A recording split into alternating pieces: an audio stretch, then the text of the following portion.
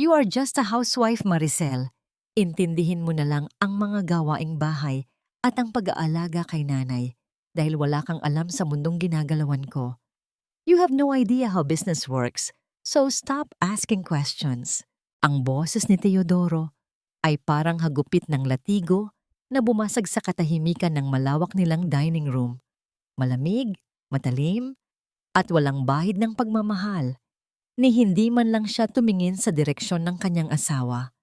Ang kanyang mga mata ay nakapako sa screen ng kanyang mamahaling cellphone habang ang kanyang mga daliri ay mabilis na nagtitipa ng kung anong mensahe na tila mas mahalaga pa kaysa sa babaeng nasa harap niya. Sa gitna ng hapagkainan, isang espesyal na putahe ng adobo, ang dahan-dahang nawawalan ng usok at init. Ito ang paboritong luto ni Teodoro, ang putaheng pinagpuyatan ni Maricel na ihanda simula pa madaling araw. Personal niyang pinili ang mga sangkap sa palengke. Tiniyak na ang bawat sukat ng tuyo, suka, at mga pampalasa ay eksakto sa panlasa ng kanyang asawa. Ang panlasang ayon kay Teodoro noon ay siyang dahilan kung bakit siya nahulog sa kanya 20 taon na ang nakalilipas.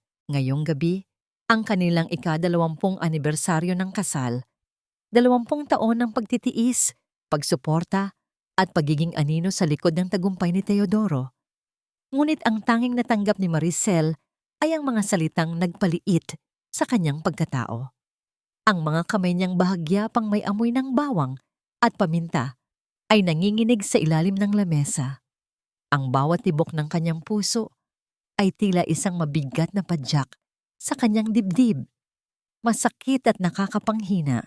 Lumingon si Teodoro, hindi para humalik o bumati, kundi para ihagis ang isang makapal na folder sa ibabaw ng lamesa. Ang tunog ng pagbagsak ng mga papel sa kahoy ay tila isang malakas na kulog sa pandinig ni Maricel. Pirmahan mo yan. It's a waiver for the Family Trust Fund. I need to move some assets para sa bagong project ng kumpanya. Huwag mo nang basahin, masyadong technical yan para sa'yo. Just sign it so we can move on. Pagpapatuloy ni Teodoro, sa tono na tila ba kinakausap lamang niya ang isang utusan. Naramdaman ni Maricel ang panunuyo ng kanyang lalamunan. Ang bawat salita ni Teodoro ay tila isang butil ng buhangin na pumupuwing sa kanyang paningin hanggang sa maging malabo ang lahat dahil sa nagbabadyang luha.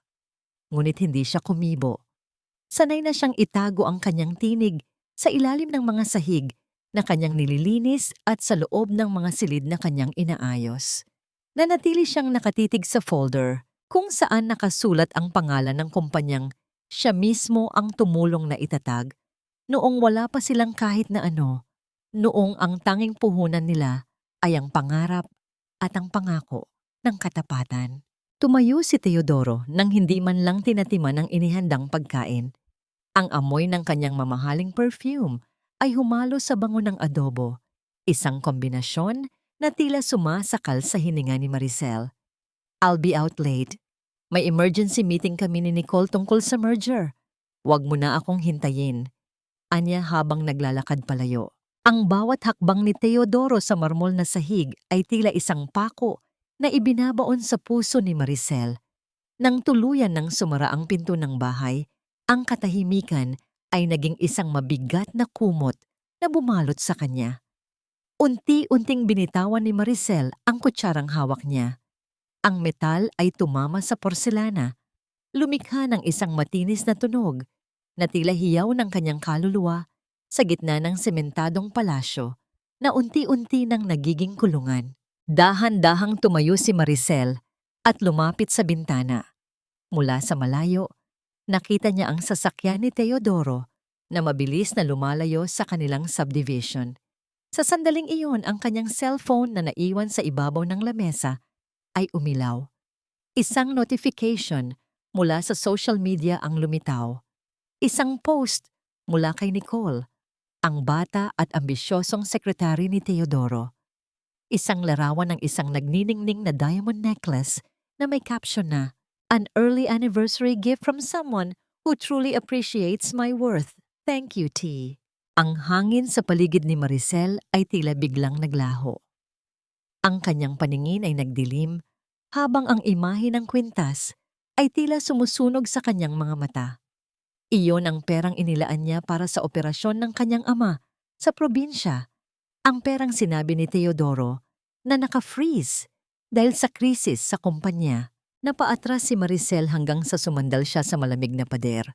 Ang kanyang kamay ay napakapit sa kanyang dibdib, pilit na pinipigilan ang pag-apaw ng isang hikbi na matagal na niyang ibinaon sa limot. Ang bawat alaala ng kanilang pagsasama ay tila mga piraso ng salamin na bumabaon sa kanyang balat. Ang taong pinagkatiwalaan niya ng kanyang buhay ay ang tao ring unti-unting pumapatay sa kanyang dangal. Sa gitna ng kanyang pagkasira, isang katanungan ang paulit-ulit na umalingaw-ngaw sa kanyang isipan, kasing lalim ng gabi at kasing pait ng apdo. Hanggang kailan mo kayang maging isang anino para sa isang taong hindi kailanman nakita ang iyong liwanag? Ang aga-aga, Maricel, bakit ang dumi-dumi ng suot mong duster? At tignan mo itong mga polo ni Teodoro, parang hindi man lang nadaanan ng plansa. Wala ka na ngang ibang ginagawa rito sa bahay kundi ang mag-asikaso, hindi mo pa magawa ng maayos. Ang boses ni Aling Rosa ay tumagos sa kusina, kasabay ng matitigas na hakbang ng kanyang mga tsinelas sa makintab na sahig. Hindi pa man tuluyang sumisikat ang araw, ang bawat salita niya ay tila lason ng humahalo sa amoy ng barakong kape na tinitimpla ni Maricel. Ang biyenan niya ay nakatayo sa may pintuan, nakapamaywang, at ang kanyang mga mata ay mapanuri. Naghahanap ng kahit na anong mali, kahit na anong dumi na maari niyang gamitin para maliitin ang babaeng nag-aruga sa kanya sa loob ng maraming taon. Dahan-dahang ibinaba ni Maricel ang plansa. Ang singaw mula sa mainit na tubig na tumama sa tela ay tila sumasalamin sa nagbabagang emosyon sa loob ng kanyang dibdib. Pinahid niya ang butil ng pawis sa kanyang noo gamit ang likod ng kanyang kamay. Ang bawat daliri niya ay makirot, bunga ng maghapong paglalaba at paglilinis. Ngunit ang hapdi sa kanyang balat ay wala pa sa kalahati ng hapdi sa kanyang kalooban. Pasensya na po, ma. Inuna ko lang po kasing ihanda ang gamot niyo at ang almusal ni Teodoro bago siya umalis kanina. Mahinahong sagot ni Maricel, bagamat ang kanyang boses ay bahagyang nangangatog. Isang matunog na singhal ang naging tugon ni Aling Rosa. Naglakad ito patungo sa hapagkainan at tinaas ang takip ng mga pagkain. Medicine? Breakfast? Maricel, responsibilidad mo yan. Huwag mong isumbat sa akin na parang may ginagawa kang pabor. You are lucky na hinayaan ka ni Teodoro na manatili rito kahit na wala kang naipundar sa pamilyang ito, kundi ang pagiging pabigat. Tumalikod si Maricel para itago ang mga matang nagsisimula nang mangilid ang luha. Nagpatuloy siya sa pag-aayos ng mga damit, pilit na ibinabaon ang atensyon sa bigat ng plansa. Ngunit ang tunog ng pagbukas ng isang drawer sa silid ni Aling Rosa, nakatabi lang ng labahan ay kumuha ng kanyang pansin. Ang kalansing ng mga alahas, ang kanyang mga alahas, ay bumasag sa katahimikan. Mula sa siwang ng pinto, nakita ni Maricel ang kanyang biyenan. Hawak nito ang isang gintong pulseras, ang tanging pamana sa kanya ng kanyang ina na itinago niya sa loob ng isang maliit na kahon. Nakita niyang isinilid ito ni Aling Rosa sa loob ng isang mamahaling paper bag. Mabuti pa si Nicole, bulong ni Aling Rosa sa sarili. Ngunit sapat na ang lakas para marinig ni Maricel. Marunong magdala ng sarili. Bagay sa kanya ang mga ganitong hiyas, hindi tulad ng isang hampaslupang katulad mo na kahit isuot ang ginto, mukha pa ring basahan. Ang hangin sa loob ng silid ay tila naging yelo. Ang pulseras na yon ay ang huling alaala ng kanyang nanay, ang tanging bagay na hindi niya ibinenta noong mga panahong naghihirap pa sila ni Teodoro. At ngayon, ibibigay ito ng kanyang sariling biyenan sa babaeng sumisira sa kanyang pagsasama. Nang dumating ang hapon, ang tunog ng sasakyan ni Teodoro sa labas ay hindi nagdala ng kaginhawaan. Pumasok ang kanyang asawa, pagod at iritable. Agad siyang sinalubong ni Aling Rosa na tila isang maamong tupa na nagrereklamo sa kanyang anak. Teodoro, buti dumating ka na. Sabihan mo nga itong asawa mo. Napaka-rebelde na. Tinatanong ko lang tungkol sa mga gamit mo. Sinasagot-sagot na ako. Pagsisinungaling ni Aling Rosa habang nakahawak sa braso ng anak. Tumingin si Teodoro kay Maricel. Walang tanong, walang pag-aalinlangan. Ang kanyang mga mata ay puno ng paghamak. Maricel, ilang beses ko bang sasabihin sa'yo? Matanda na si nanay. Respect her. Kung hindi mo kayang gawin ang mga simpleng bagay dito sa bahay nang walang reklamo, baka kailangan mo nang mag-isip kung nasaan ba talaga ang lugar mo. Hindi na nakapagsalita si Maricel. Ang bawat salita ni Teodoro ay tila isang malakas na sampal na nagpatulo sa luhang kanina pa niya pinipigilan. Tumalikod siya at naglakad patungo sa hardin, ang tanging lugar kung saan hindi siya naririnig ng mga pader na puno ng puot. Doon, sa ilalim ng papatapos na liwanag ng araw, lumuhod si Maricel sa harap ng kanyang mga tanim na halaman. Dahan-dahan niyang hinaplos ang mga talulot ng isang lantang rosas. Pilit itong itinataas, kahit alam niyang malapit na itong malaglag. Ang kanyang mga daliri ay humahaplos sa tuyong lupa, ang tanging bagay na tila nakakaintindi sa kanyang panunuyo. Sa gitna ng kanyang pag-iyak, isang matalim na kaisipan ang gumuhit sa kanyang isipan. Ang pag-ibig na binuo niya sa loob ng 2 dekada ay hindi na isang tahanan. Ito ay isa ng libingan ng kanyang mga pangarap. Habang pinagmamasdan niya ang malaking mansyon mula sa labas, narinig niya ang tawanan ni Aling Rosa at Teodoro sa loob. Kasabay ng tunog ng baso na nagkakalitigan, isang pagdiriwang para sa isang buhay na wala na siya sa gitna. Ngunit sa ilalim ng kanyang sakit, may isang lihim na apoy na nagsisimulang magliyab. Mabuti pa si Nicole, may pakinabang hindi tulad ng Maricel na yan na ampon ng tadhana. Ang huling salitang narinig niya mula sa bukas na bintana, bago ito tuluyang isara ni Aling Rosa. Nanigas ang buong katawan ni Maricel. Ang salitang ampon ng tadhana ay tila isang susi na nagbukas sa isang pinto na matagal na niyang pinid. Hindi nila alam kung sino ang tunay na nagmamay-ari ng lupang kinatatayuan ng mansyong ito. Hindi lahat ng sugat ay nagdurugo at hindi lahat ng pagtangis ay may kasamang hikbi. Minsan, ang pinakamasakit na sugat ay yaong mga nakatago sa ilalim ng mga ngiti at ang pinakamalakas na iyak ay ang katahimikan ng isang pusong pagod na sa pag-unawa. Maagang lumabas ng mansyon si Maricel habang ang lahat ay himbing pa sa pagkakaidlip. Bit-bit ang isang maliit at lumang bag. Sumakay siya sa isang pampublikong sasakyan, isang bagay na matagal na niyang hindi ginagawa mula nang yumaman si Teodoro. Habang pinagmamasdan niya ang pagdaan ng mga pamilyar na kalsada, tila bumabalik ang mga imahe ng kanyang kabataan. 10 taon na ang nakalilipas mula nang talikuran niya ang marangyang buhay sa lalawigan para lamang patunayan na ang pag-ibig ay sapat na para bumuo ng isang tahanan. Bumaba siya sa harap ng isang mataas at eksklusibong ospital sa Makati. Ang bawat hakbang niya sa makinis na sahig ng lobby ay tila may kasamang bigat ng pagsisisi. Sa loob ng room 808, isang matandang lalaki ang nakasandal sa mga mapuputing unan.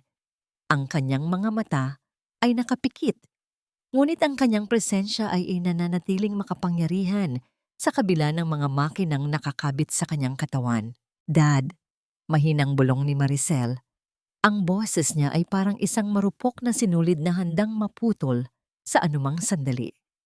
Dahan-dahang imulat ni Don Fernando ang kanyang mga mata. Nang makita ang kanyang nag-iisang anak, isang pilit na ngiti ang sumilay sa kanyang maputlang labi. Hija, bumalik ka. Hindi na napigilan ni Maricel ang sarili. Lumapit siya at kinuha ang nanghihinang kamay ng kanyang ama. Doon, sa loob ng silid na amoy gamot at kalungkutan, ibinuhos ni Maricel ang lahat ng sakit na itinago niya sa loob ng 2 dekada. Ikinuwento niya ang pagtataksil ni Teodoro, ang kalupitan ni Aling Rosa, at ang bawat pagkakataon na naramdaman niyang siya ay basura sa sarili niyang tahanan. I wanted to be loved for who I am, Dad. Kaya itinago ko ang yaman natin. Akala ko, kapag wala akong kahit na ano, ang makikita lang ni Teodoro ay ang puso ko. Hikbi ni Maricel habang nakabaon ng muka sa kamay ng ama. But I was wrong. He didn't love my heart. He loved the convenience of having someone to step on while he climbed his way up. Huminga ng malalim si Don Fernando. Ang kanyang dibdib ay gumagalaw ng may hirap. Huwag mo nang sisihin ang sarili mo, Maricel. Ang katapatan mo ay hiyas na hindi kailanman maiintindihan ng isang taong bulag sa kasakiman. Pero sapat na ang 20 taon ng pagluluksa sa isang buhay na hindi para sa'yo. Inabot ng matanda ang isang makapal na itim na envelope mula sa gilid ng kanyang kama. Sa loob nito ay ang mga dokumentong magpapabago sa lahat. I've been watching him, anak. Kahit noong sinabihan mo akong huwag makialam, hindi ko magawang pabayaan ka. Narito ang lahat ng ebidensya ng mga ilegal na transaksyon ni Teodoro. Ang mga kumpanyang akala niya ay katuwang niya sa negosyo, akin ang mga iyon. He is building his kingdom on my land, using my resources without even knowing it. Napatitig si Maricel sa mga dokumento. Ang mga numero at pangalan na nakasulat doon ay tila mga armas na isa-isang inilalagay sa kanyang mga kamay. Naramdaman niya ang unti-unting pagtigas ng kanyang kalooban. Ang bawat luhang pumatak sa kanyang pisngi ay tila naging apoy na nagpapatibay sa kanyang bagong layunin. Ano ang gusto mong gawin, Hija? Tanong ni Don Fernando. Ang kanyang boses ay puno ng pag-asa at hamon. Pinahid ni Maricel ang kanyang mga luha. Ang kanyang mga mata, na dati ay puno ng pagpapakumbaba, ay nagniningning na ngayon sa ilalim ng liwanag ng silid. Gusto kong makita kung paano siya guguho sa sarili niyang mga kasinungalingan, Dad. I want to take back the dignity they stole from me, pero gagawin ko ito sa paraang hindi nila makakalimutan. Bago lumabas ng silid, kinuha ni Maricel ang kanyang cellphone at tinawagan ang isang numero na matagal na niyang iniwasan. Attorney, this is Maricel. I need your best private investigator. I want a 24/7 watch on Teodoro and Nicole. All bank accounts, all properties, all secret meetings. I want them documented. And attorney, make sure he doesn't feel a thing. Let him believe he's winning until the floor beneath him is gone. Habang naglalakad palabas ng ospital, ang hangin sa labas ay tila hindi na kasing bigat ng dati. Ang bawat hakbang ni Maricel ay may kasama ng katiyakan. Sa kanyang isipan, naririnig niya ang bulong ng kanyang nakaraan. Isang paalala na siya ay hindi lamang isang asawang itinakwil, kundi isang prinsesa ng isang imperyong handa ng bumawi. Ngunit sa kabila ng kanyang determinasyon, isang katanungan ang naiwan sa kanyang puso habang nakatingin sa malayo. Ano ang mas masakit? Ang mawala ang lahat ng iyong pinaghirapan o ang ma-realize na ang tanging taong naniwala sa iyo ay ang taong matagal mo nang tinatraidor? Ang paghihiganti ay isang putahing masarap ihain ng malamig. Ngunit para kay Maricel, ito ay isang sining ng pagtitimpi, isang dula, kung saan ang bawat luhang papatak ay dapat may katumbas na kapalit. Pagbalik niya sa mansyon, isinuot niyang muli ang kanyang maskara. Ang maskara ng isang asawang sunod-sunuran, ang babaeng walang ibang alam, kundi ang magmahal at magtiis habang sa likod ng kanyang mga mata ay unti-unti nang nabubuo ang isang planong gigiba sa lahat. Teodoro, heto na ang kape mo. Ibinili rin kita ng paborito mong kakanin sa kanto. Malaming na wika ni Maricel nang datna ng asawa sa home office nito. Tumingin si Teodoro sa kanya ng may bahid ng gulat, ngunit agad ding napalitan ng dati niyang kayabangan. Good. At least may silbi ka pa rin sa bahay na ito. Nga pala Maricel, kailangan kong tapusin itong mga legal documents para sa merger sa susunod na buwan. Marami itong kailangang ayusin at i-file. Tutal ay wala ka namang ginagawa, kundi ang maglinis. Ikaw na ang mag-ayos ng pagkakasunod-sunod nito. Kinuha ni Maricel ang mga papeles nang may pekeng kaba sa kanyang mga kamay. Pero Teodoro, baka magkamali ako. Sabi mo ay masyadong technical ang mga ito para sa akin. Just do it. Sundin mo lang ang mga dates at i-highlight mo ang mga amounts. Huwag mo nang basahin ang mga nakasulat. Hindi mo rin naman maiintindihan. Inis na sagot ni Teodoro bago tumalikod para sagutin ang isang tawag sa kanyang cellphone. Nang masigurong abala ang asawa, dinala ni Maricel ang mga papeles sa kabilang lamesa. Sa ilalim ng malamlam na liwanag ng lamp, ang kanyang mga daliri ay mabilis na gumalaw. Hindi alam ni Teodoro na ang babaeng inaakala niyang mangmang ay isang cum laude sa business administration bago ito nagpasyang maging may bahay. Gamit ang isang maliit na scanner na nakatago sa kanyang bulsa, kinuhanan niya ng larawan ang bawat pahina. Sa gitna ng pag-aayos, binago niya ang isang mahalagang sugnay sa isang kontrata. Isang maliit na detalye tungkol sa transfer of liabilities na magiging mitya ng pagguho ni Teodoro sa takdang panahon. Ngunit ang katahimikan ng gabi ay bumasag nang ang matinis na tunog ng doorbell ay umalingaw-ngaw sa buong kabahayan. Nagkatinginan ang mag-asawa. Sa ganitong oras, bihirang may bumibisita. Nang buksan ni Maricel ang pinto, tila tumigil ang pag-ikot ng mundo. Nakatayo doon si Nicole, suot ang isang hapit na pulang damit at may hawak na isang bouquet ng bulaklak. Good evening, Maricel. I'm so sorry sa istorbo. Teodoro forgot some files sa office and since malapit lang naman ako rito, naisipan ko nang ihatid. Nakangiting wika ni Nicole. Ang bawat salita niya ay puno ng kaplastikan. Ang kanyang mga mata ay malisyosong naglilibot sa loob ng mansyon. Na tila ba, sinusukat na niya kung anong mga gamit ang papalitan niya balang araw. Pasok ka, Nicole. Mahinahong sagot ni Maricel. Pinilit niyang hindi manginig ang kanyang boses. Salamat sa pagdadala ng files. Pumasok si Nicole nang may kasamang yabang. Ang tunog ng kanyang matutulis na takong sa marmol na sahig ay tila mga saksak sa pandinig ni Maricel. Dumiretso ang babae sa vanity mirror sa may hallway at walang pasabing kinuha ang paboritong perfume ni Maricel na nakapatong doon. Ang bango nito. I like your scent, Maricel. Very classic. Parang ikaw. Wika ni Nicole habang nag-i-spray sa kanyang leeg. Ang kanyang mga mata ay nakapako sa refleksyon ni Maricel sa salamin. Naramdaman ni Maricel ang pag-akyat ng dugo sa kanyang muka. Ang pabangong yon ay regalo sa kanya ni Teodoro noong unang taon ng kanilang kasal. Ang tanging luho na hiningi niya, ang makitang ginagamit ito ng babaeng sumisira sa kanyang pamilya ay isang insultong mahirap lunukin.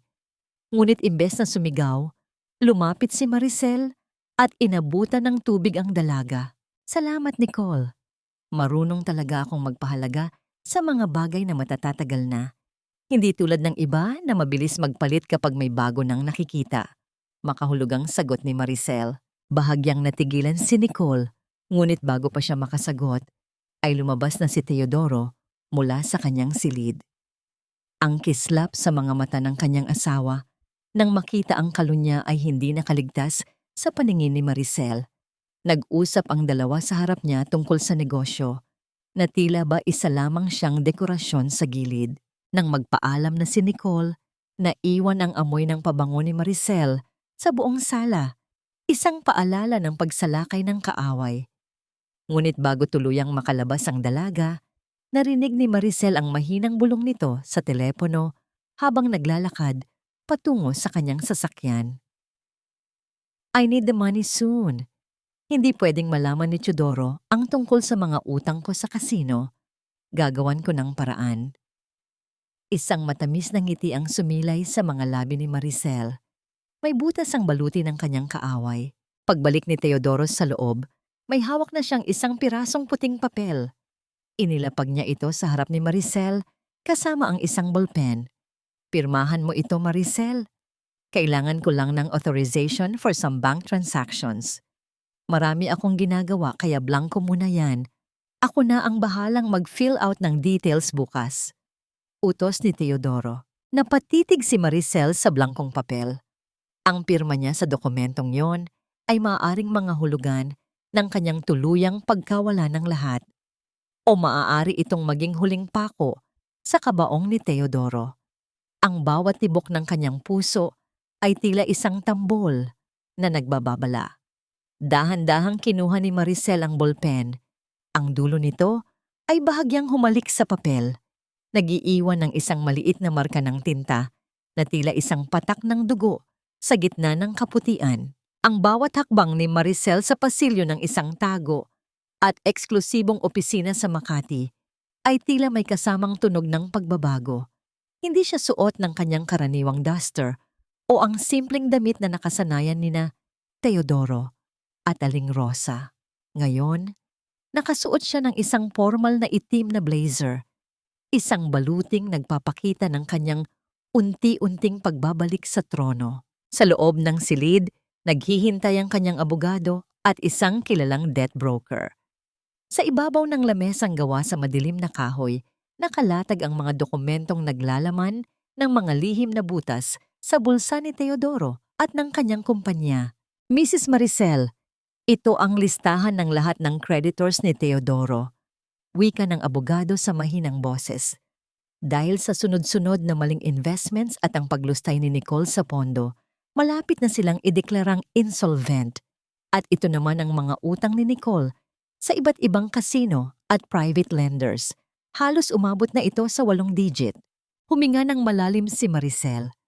Tinitigan niya ang mga pangalang nakasulat sa papel. Mga taong pinagkakautangan ng kanyang asawa. Sa bawat numero, nararamdaman niya ang bigat ng pagtataksil na ginawa sa kanya. Ang perang dapat sana ay para sa kinabukasan ng kanilang pamilya ay itinapon lamang sa mga panandaliang luho at bisyo. Bilhin niyo ang lahat ng utang na yan, utos ni Maricel. Ang kanyang boses ay kalmado, ngunit may talim na hindi matatawaran. Gusto kong ako ang maging kaisa-isang pinagkakautangan nila. Gusto ko, sa sandaling huminga sila, pangalan ko ang tanging dahilan kung bakit sila pinapayagang mabuhay sa mundong ito. Nang lumabas siya ng opisina, lumingon si Maricel sa isang malaking gusali sa tapat. Sa itaas na palapag niyon, sa isang mamahaling restaurant na may glass walls, nakita niya ang pamilyar na bulto ng kanyang asawa. Gamit ang isang maliit na binocular mula sa loob ng kanyang sasakyan, pinanood niya ang eksena. Naroon sina Teodoro at Nicole, nagtatawanan habang nagkakahalitigan ng kanilang mga baso ng wine. Nakasuot si Nicole ng isang gintong pulseras, ang pulseras ng nanay ni Maricel na kinuha ni Aling Rosa. Ang kislap ng ginto sa ilalim ng mga ilaw ng restaurant ay tila mga turok ng karayom sa puso ni Maricel. Nakita niya kung paano haplusin ni Teodoro ang kamay ng dalaga, ang parehong mga kamay na ginamit niya para itulak si Maricel palayo. Magpakasaya kayo, bulong ni Maricel sa sarili, habang ang kanyang mga daliri ay mariing nakakapit sa steering wheel. Dahil ang bawat subo niyo ng pagkain at bawat patak ng alak na iniinom niyo, ay pag-aari ko na. Bumaba ang ulan ng hapon na yon. Ang mga patak ng tubig ay tumatama sa windshield ng kanyang sasakyan. Lumilikha ng isang malungkot, ngunit payapang ritmo. Imbes na magmadaling umuwi, lumabas si Maricel at tumayo sa ilalim ng ulan. Hinayaan niyang mabasa ang kanyang mukha.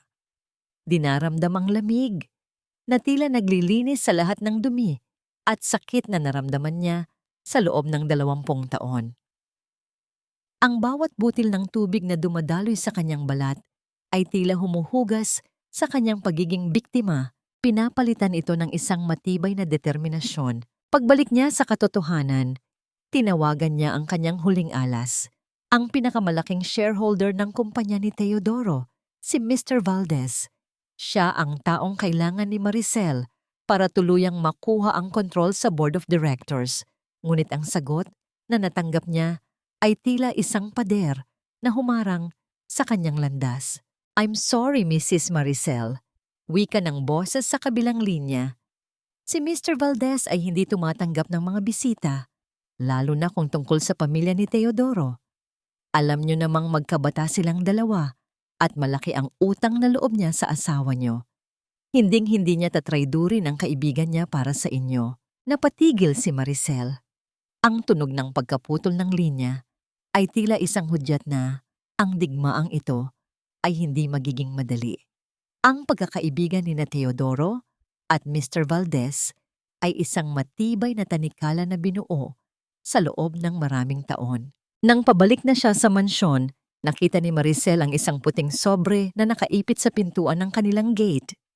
Wala itong pangalan, wala ring address. Ngunit nang buksan niya ito, isang punit na tamdan thief, business card, ang bumagsak sa kanyang kamay. Ang card ay kay Mr. Valdez at sa likod nito ay may nakasulat na mga salitang nagpabilis sa tibok ng puso ni Maricel. Ang katapatan ay may presyo, ngunit ang katotohanan ay walang bayad. Sino ang nag-iwan ng card na ito at bakit tila alam nito ang bawat galaw niya? Ang pamilya ay dapat nagtutulungan, Maricel. Hindi yung kapag nasa gipit na kalagayan ng asawa mo, tila wala kang pakialam at nakatitig ka lang sa kawalan. Ang tinig ni Aling Rosa ay puno ng pagmamaang-maangan habang inilalapag ang isang tasa ng tsaa sa harap ni Maricel. Ang kanyang boses na dati ay matalas at puno ng panglalait, ngayon ay himig pagsamo na may halong utos. Nakaupo sila sa malawak na beranda ng mansyon, kung saan ang malamig na hangin ng hapon ay tila nagdadala ng babala ng isang darating na unos. Sa harap nila, nakaupo si Teodoro na tila pasan ang daigdig. Ang kanyang mga mata ay malalim ang itim na bilog sa paligid, at ang kanyang mga kamay ay hindi mapakali sa paghawak sa isang folder. Ito ang plano para sa Emerald Horizon, isang proyektong ipinain ni Maricel sa pamamagitan ng mga broker ng kanyang ama. Isang proyekto na nangangako ng bilyon-bilyong kita, ngunit nangangailangan din ng dambuhalang kapital. Maricel, kailangan ko ang lupang minana mo sa nanay mo sa probinsya. Diretsahang wika ni Teodoro. Ang kanyang tono ay walang pakiusap, kundi isang pag-angkin. Iyon na lang ang tanging paraan para makakuha tayo ng sapat na pondo para sa Emerald Horizon. Kapag nagtagumpay ito, babawiin natin ang lahat. Higit pa sa halaga ng lupang iyon, ang ibabalik ko sa iyo. Naramdaman ni Maricel ang isang matalim na kirot sa kanyang puso. Ang lupang iyon ay ang tanging alaala ng kanyang ina. Ang lupang pinagtrabahuhan nito ng buong buhay para lamang may maipamana sa kanya. Ang makitang hinihingi ito ni Teodoro para lamang iligtas ang kumpanyang unti-unti niyang nilulustay, kasama ang kanyang kalunya ay isang insultong halos hindi kayang dalhin ni Maricel. Pero Teodoro, iyon na lang ang natitira sa akin mula kay nanay. Mahinang sagot ni Maricel. Pilit na pinapalabas ang isang gumaralgal na boses.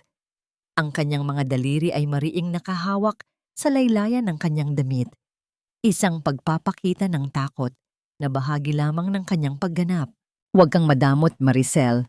Singhal ni Aling Rosa, ang kanyang tunay na kulay ay muling lumalabas. Ano ba ang halaga ng lupang iyon kumpara sa kinabukasan ng anak ko?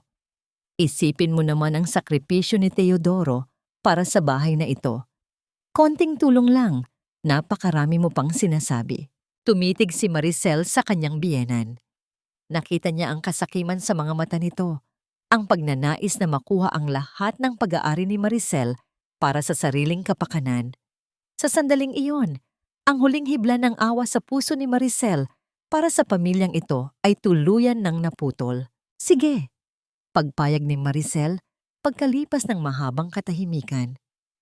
Ibibigay ko ang lupa, pero may isang kondisyon. Gusto kong ang lahat ng transaksyon sa proyektong ito ay dumaan sa isang legal na kasunduan kung saan ang assets ng Emerald Horizon ay magsisilbing collateral para sa akin. Just for security, Teodoro, para kung sakaling magkaproblema, hindi mawala ng tuluyan ang pamana ni nanay. Nagkatinginan ang mag-ina. Sa isip ni Teodoro, ang kondisyon ni Maricel ay isang walang kwentang proteksyon ng isang babaeng walang alam sa negosyo. Sa kanyang pagmamadali at kasakiman, hindi niya nakita ang patibong na nakatago sa bawat titik ng kasunduang yon. Fine. Anything basta mapirmahan mo na ang deed of sale ng lupa. Mabilis na sagot ni Teodoro. Nang gabing iyon, pinanood ni Maricel si Teodoro habang mabilis na nilalagdaan ang mga papeles na inihanda ng kanyang mga abogado sa ilalim ng ibang pangalan. Ang bawat kaskas ng bolpen sa papel ay tila musika sa pandinig ni Maricel, isang tunog ng pagguho ng pundasyon ng buhay ni Teodoro. Sa kabilang banda, si Teodoro naman ay lihim na nakikipag-ugnayan sa mga private lenders na may matataas na interes para punan ang kakulangan sa pondo. Kampante siya dahil sa paniniwalang ang Emerald Horizon ang magiging kaligtasan niya. Hindi niya alam na ang proyektong iyon ay isang magandang ilusyon lamang, isang bahay na gawa sa baraha na handang itumba ni Maricel sa isang ihip lang. Kinabukasan, habang nasa hardin, lumapit si Aling Rosa kay Maricel na may daladalang tray ng merienda. Isang bihirang pagkakataon ng pagiging mabuti. Alam mo Maricel, mabuti at natauhan ka na. Wika ni Aling Rosa habang maingat na inilalagay ang platito. Dapat lang na suportahan mo si Teodoro. Pasensya ka na kung minsan ay nagiging mainitin ang ulo ko. Stress lang din ako sa mga nangyayari. Ngumiti si Maricel, isang ngiting hindi umabot sa kanyang mga mata. Lumapit siya at marahang pinahid ang isang kunwari ay dumi sa balikat ng kanyang biyenan. Isang haplos na tila pagpapakalma, ngunit sa loob nito ay ang lamig ng isang hatol. Ayos lang po ma, ginagawa ko lang ang dapat. Dahil sa dulo ng lahat ng ito, bawat isa sa atin ay makukuha ang nararapat para sa kanila. Makahulugang sagot ni Maricel. Ang katahimikan ng paligid ay binuwag ng isang biglaang tawag sa cellphone ni Teodoro na nagmumula sa loob ng bahay. Ang tunog ng pagbagsak ng isang gamit na gawa sa kristal ay umalingaw-ngaw hanggang sa labas. Mabilis na pumasok ang magbiyahe at dinatnan si Teodoro na maputla ang mukha. Hawak ang kanyang telepono habang ang kanyang mga kamay ay nanginginig.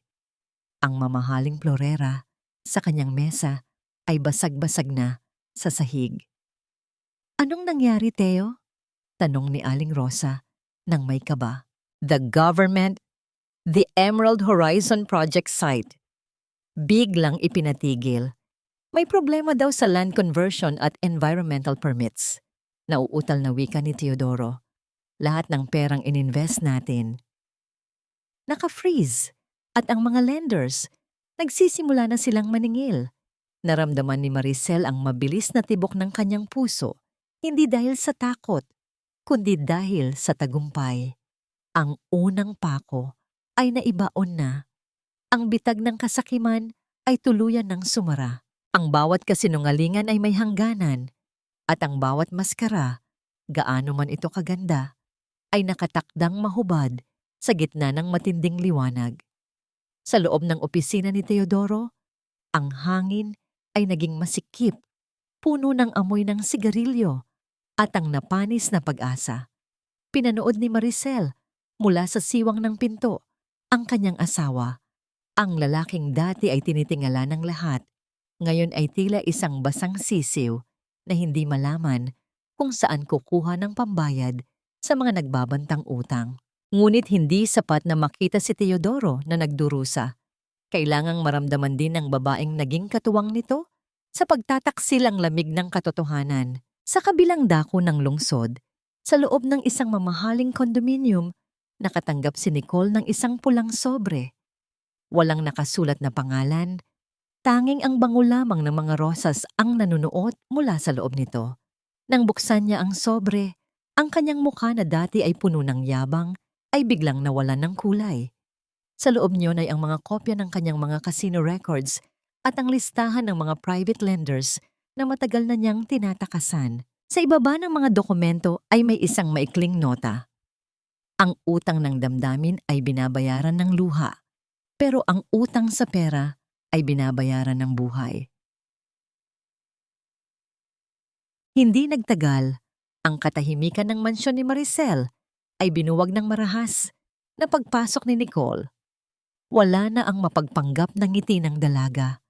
Ang kanyang buhok ay gulo-gulo at ang kanyang mga mata ay puno ng takot na nauuwi sa galit. Teodoro, kailangan nating mag-usap, sigaw ni Nicole habang dire-diretsyong pumasok sa home office ni Teodoro. Hindi man lang pinapansin si Maricel na noon ay tahimik na nagdidilig ng mga halaman sa hallway. Anong ginagawa mo rito? Sinabi ko sa'yo, huwag kang pupunta rito. Galit na bulyaw ni Teodoro habang mabilis na tumayo para isara ang pinto. Ngunit huli na ang lahat. Narinig ni Maricel ang bawat salita. I need money, Teo. Pinapadalhan ako ng kung sino ng mga records ko. Someone knows everything. Kapag hindi ko nabayaran ang mga utang ko ngayong linggo, kukunin nila ang kondo ko, ang sasakyan ko. Lahat. Hysterical na wika ni Nicole. Pera? Saan ako kukuha ng pera? Ang lahat ng assets natin ay naka-freeze dahil sa Emerald Horizon.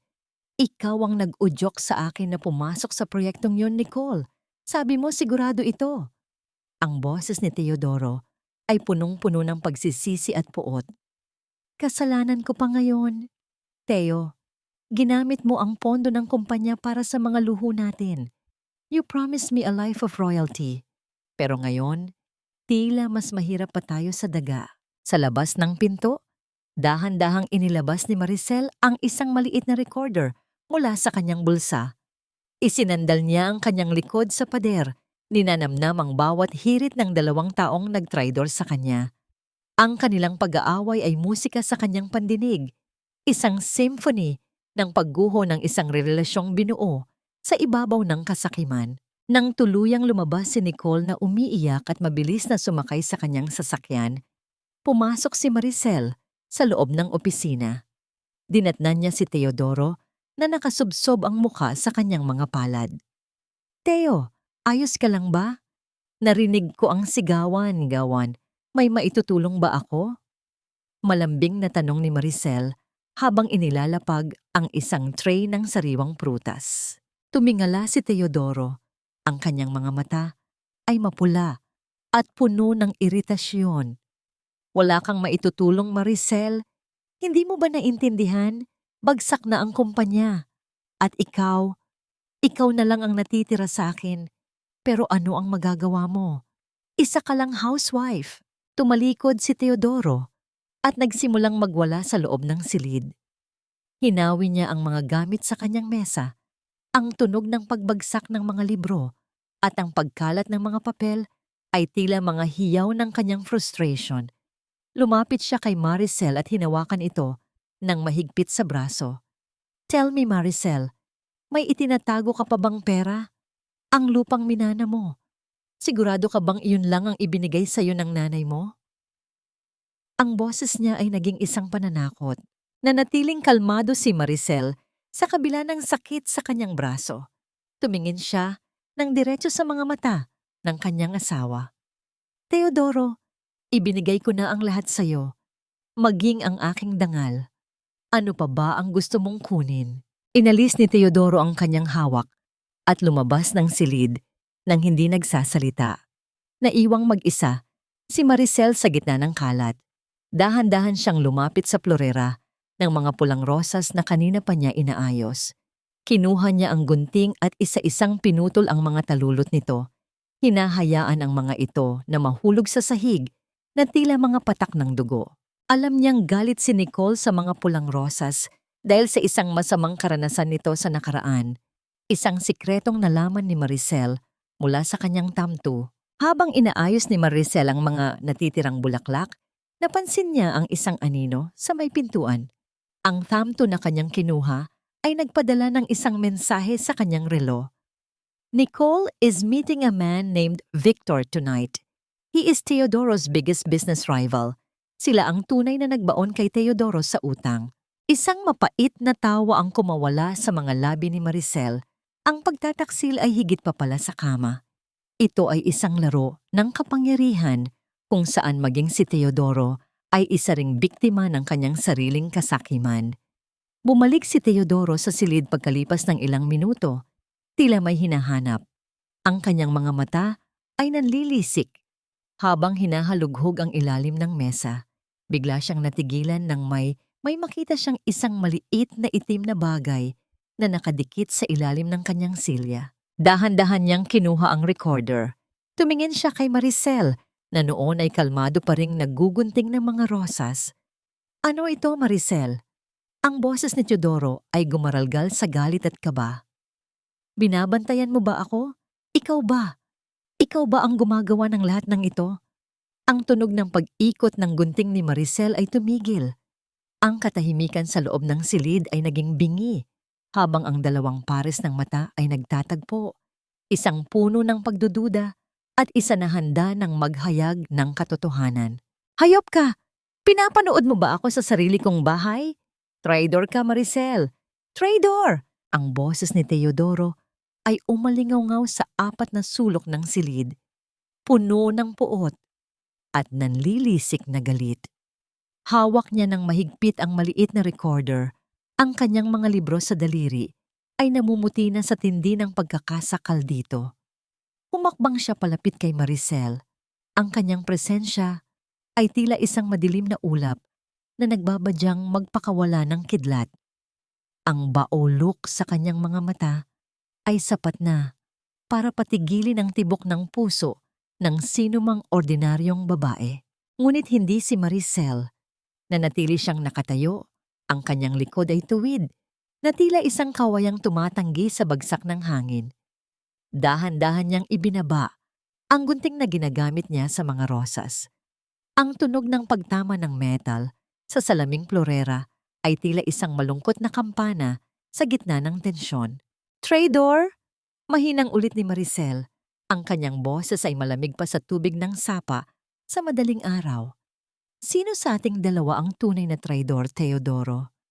Ang asawang nire-record ang bawat pag-uusap dahil nakalimutan na niya kung paano ka magsalita ng may pagmamahal, o ang asawang nire-record ang bawat pagsisinungaling dahil wala na siyang ibang panghahawakan kundi ang katotohanan.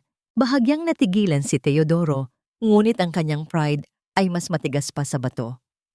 Wala kang karapatan. Ang kumpanya ko, ang buhay ko. Wala kang pakialam doon. Ginawa mo ito para sirain ako, hindi ba? Para ibagsak ako. Naramdaman ni Maricel ang unti-unting pagguho ng kanyang kalooban sa loob.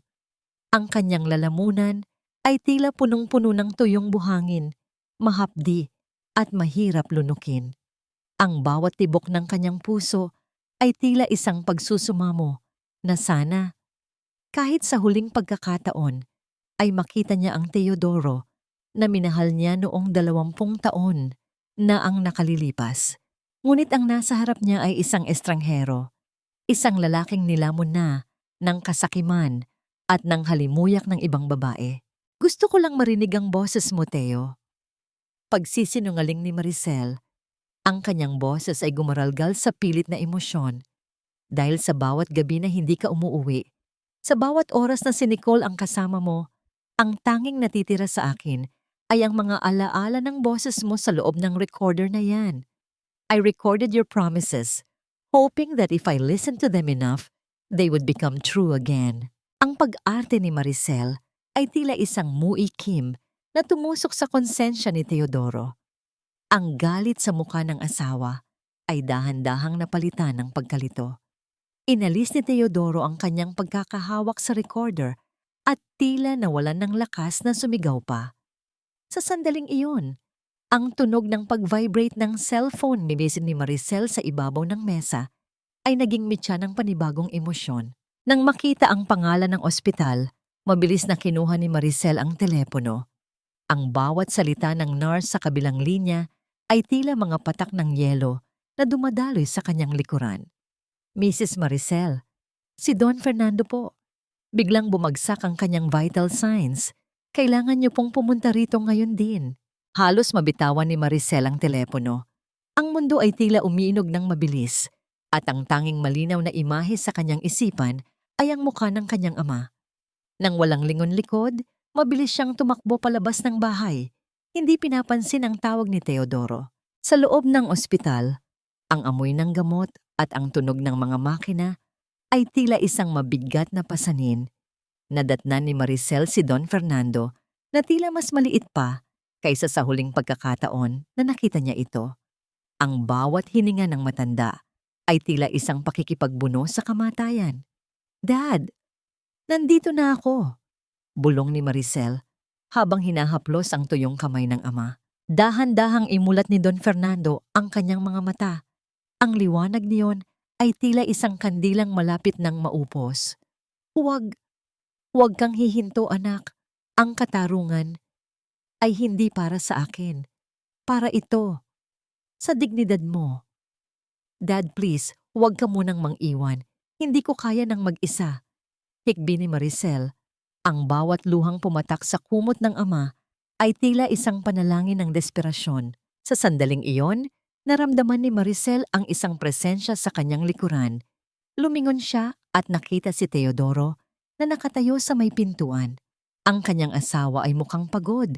Ang kanyang polo ay gulo-gulo. At sa kanyang mga mata ay may bakas ng pighati o baka ay pagsisisi. Lumapit si Teodoro at dahan-dahang ipinatong ang kanyang kamay sa balikat ni Maricel. Isang malaking bahagi ng puso ni Maricel ang gustong sumandal, ang gustong maniwala na narito si Teodoro para sa kanya. Ngunit sa ilalim ng haplos ng asawa, naramdaman niya ang malamig na katotohanan. Nakita niya ang isang text message na kakarating lang sa cellphone ni Teodoro na nakasilip sa bulsa nito. "Nasaan ka na? Victor is here. We need to sign the documents now while the wife is busy at the hospital." Ang haplos ni Teodoro ay hindi pala pag-alo, kundi isang paraan para matiyak na abala si Maricel habang tinatapos nila ang pagnanakaw sa kanyang buhay.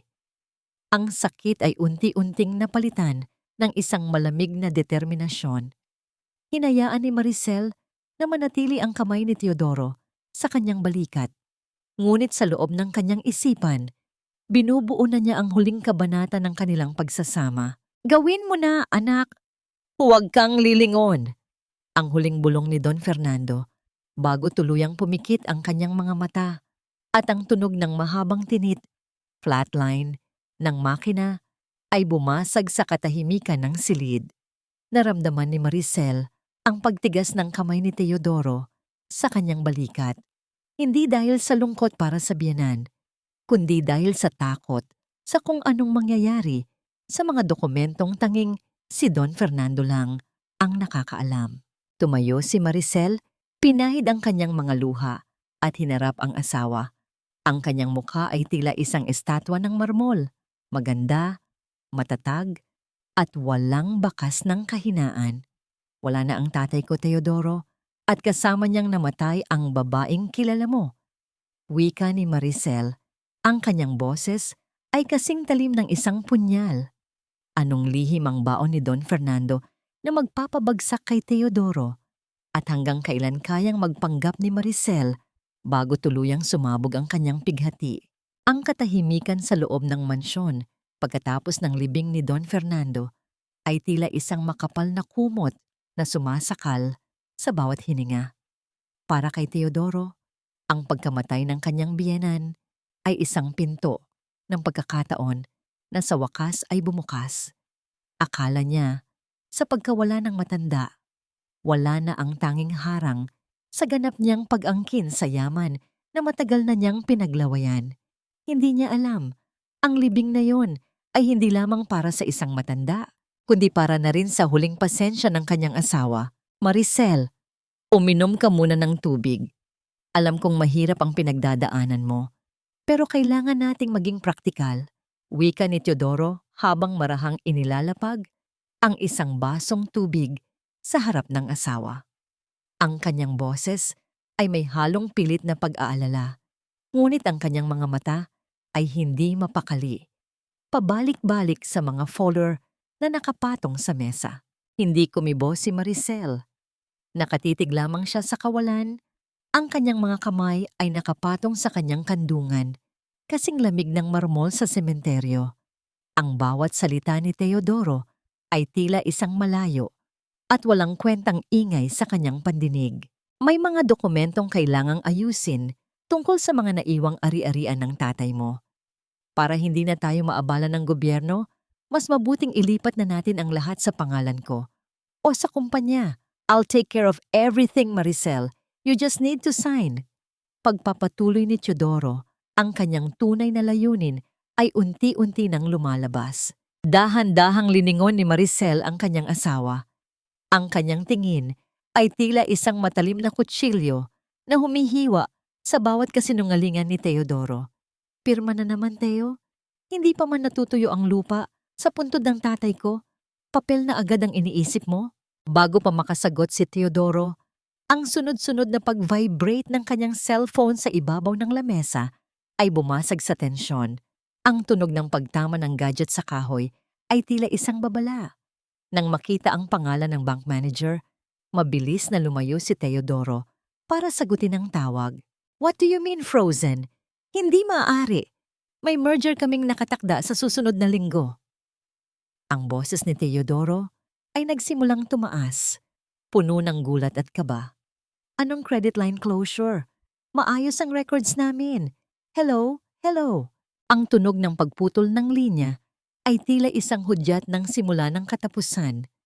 Sa bawat minutong lumilipas, ang cellphone ni Teodoro ay hindi tumitigil sa pag-ilaw. Mula sa mga suppliers hanggang sa mga contractors ng Emerald Horizon, lahat ay iisa ang sinasabi. Binabawi ang lahat ng suportang pinansyal sa kanya. Nataranta si Teodoro. Mabilis niyang kinuha ang kanyang coat at nagmadaling lumabas ng bahay. Hindi man lang nagpaalam kay Maricel.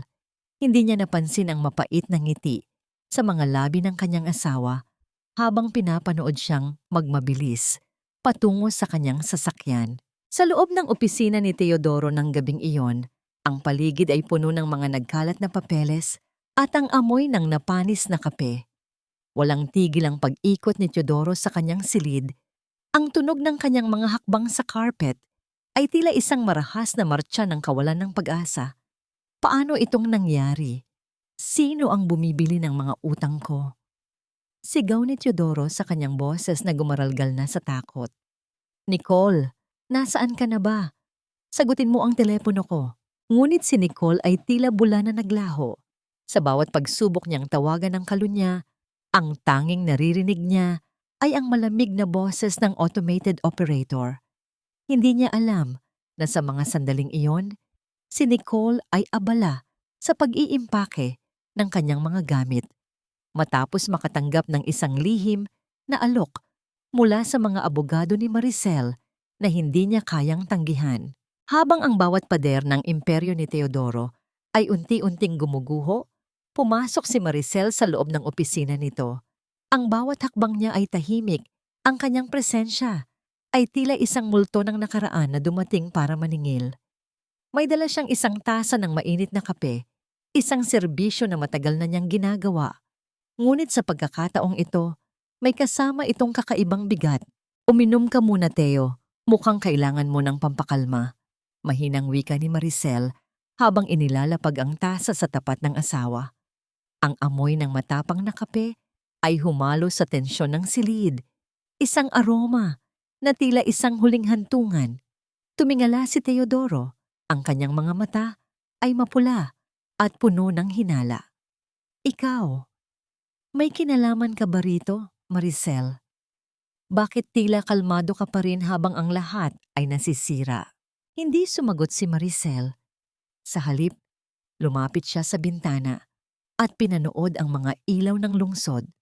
Ang bawat kislap ng liwanag sa labas ay tila mga alaala ng bawat sakripisyong ginawa niya para sa lalaking nasa likuran niya. Ang kumpanya ay hindi gawa sa pera, Teo. Gawa ito sa tiwala at katapatan. At nang sirain mo ang mga yon, ikaw mismo ang nagtanggal ng mga pundasyon ng gusaling ito. Makahulugang sagot ni Maricel, ang katahimikan ay muling binalot ng isang marahas na tunog. Isang malakas na katok sa pinto ng opisina ang naging mitya ng panibagong kaba. Pumasok ang isang lalaking nakabarong. May dalang isang itim na folder. Mr. Teodoro, I am a process server from the court. Inihahain ko po ang subpoena at ang writ of preliminary attachment sa inyong mga ari-arian dahil sa kasong qualified theft at estafa na isinampa laban sa inyo. Wika ng lalaki sa isang formal at walang emosyon na tono. Ang tunog ng pagbagsak ng folder sa mesa ni Teodoro ay tila isang huling hatol. Nanigas ang buong katawan ni Teodoro habang binabasa ang mga pangalan ng mga nagsampa ng kaso. Sa itaas na bahagi ng listahan, nakasulat ang isang pangalan na hindi niya inaasahan, Maricel Fernando Teodoro. Nangangatog ang mga kamay ni Teodoro habang tumitingin siya sa kanyang asawa. Ang kape sa kanyang tasa ay naglalabas pa rin ng usok, ngunit ang init nito ay wala ng silbi para sa kalamigang nararamdaman niya sa kanyang buong katawan. Maricel, bakit? Ang tanging naibulalas ni Teodoro, ang kanyang boses ay tila isang mahinang pagsusumamo. Hindi siya sinagot ni Maricel. Sa halip, kinuha ni Maricel ang kanyang bag at nagsimulang maglakad palabas. Ang tunog ng kanyang mga gotgyay na tumatama sa sahig ay tila isang huling countdown para sa sibilisadong buhay ni Teodoro. Ang tanging bagay na hindi mo nakuha sa akin, Teodoro, ay ang aking dignidad. At sa gabing ito, iyon ang gagamitin ko para bawiin ang lahat ng ninakaw mo. Ang huling wika ni Maricel bago tuluyang isara ang pinto. Naiwang mag-isa si Teodoro sa gitna ng kadiliman ng kanyang opisina. Ang tanging naririnig na lamang niya ay ang malakas na tibok ng kanyang sariling puso, na tila isang tambol na nagbababala sa paparating na bagyo ng hustisya. Ayusin mo ang sarili mo, Maricel. Magsuot ka ng pinakamahal mong hiyas at ang pinakamagandang terno na meron ka. Kailangan nating ipakita sa lahat na matatag tayo na walang katotohanan ang mga chismis tungkol sa kumpanya. This party is my last chance to secure the investors, kaya huwag na huwag mong sisirain ang gabing ito. Ang boses ni Teodoro ay gumaralgal sa ilalim ng pilit na awtoridad. Habang sinasabi niya ang mga salitang ito, ang kanyang mga kamay ay nanginginig sa pag-aayos ng kanyang mamahaling kurbata sa harap ng salamin. Hindi na ito ang dating Teodoro na puno ng kumpiyansa. Ang kanyang mukha ay tila isang hungkag na pader na pilit pinipinturahan para lamang itago ang mga bitak ng paparating na pagguho. Ang bawat salita niya ay tila isang pagsusumamo na nagbabalat kayo bilang utos. Dahan-dahang tumayo si Maricel mula sa kanyang upuan. Ang tunog ng pag-atras ng kanyang kahoy na upuan sa sahig ay tila isang malungkot na nota sa gitna ng tensyon. Lumapit siya kay Teodoro at marahang inayos ang kulyar ng polo nito. Ang kanyang mga daliri ay malamig, kasing lamig ng katotohanang matagal na niyang ibinaon. Huwag kang mag-alala, Teodoro. Gagawin ko ang lahat para maging perpekto ang selebrasyong ito. Pagkatapos ng 20 taon, nararapat lamang na magkaroon tayo ng isang pagtatapos, isang gabi na hinding-hindi makakalimutan ng kahit na sino sa lungsod na ito. Mahinang wika ni Maricel. Ang kanyang ngiti ay hindi umabot sa kanyang mga mata. Isang refleksyon ng isang bituin na matagal nang pumanaw, ngunit nag-iiwan pa rin ng liwanag. Sa loob ng maraming araw, naging abala si Maricel sa paghahanda ng lahat. Sa ilalim ng pangangasiwa ni Teodoro, ang lahat ay tila normal.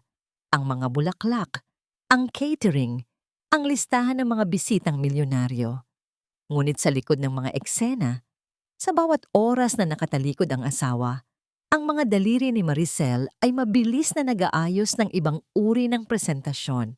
Ang slideshow na dapat sana ay magpapakita ng kanilang masayang 20 taon ay unti-unting napapalitan ng mga ebidensyang kinuha niya mula sa dilim. Habang nag-aayos ng mga dokumento sa laptop, narinig ni Maricel ang kalasing ng mga tasa mula sa kusina. Ang kanyang biyenan na si Aling Rosa ay hindi rin mapakali. Ang matanda ay tila nakakaamoy na ng panganib. Ang kanyang dating matatalim na salita ay napalitan ng mga tinging puno ng hinala at takot. Maricel, anak, tawag ni Aling Rosa na may kasamang pilit na lambing. Sigurado ka bang maayos ang lahat? Parang Parang may kakaiba sa kilos mo nitong mga nakaraang araw. Huwag mong kalilimutan na ang kapakanan ni Teodoro ay kapakanan mo rin. Isang pamilya tayo, hindi ba?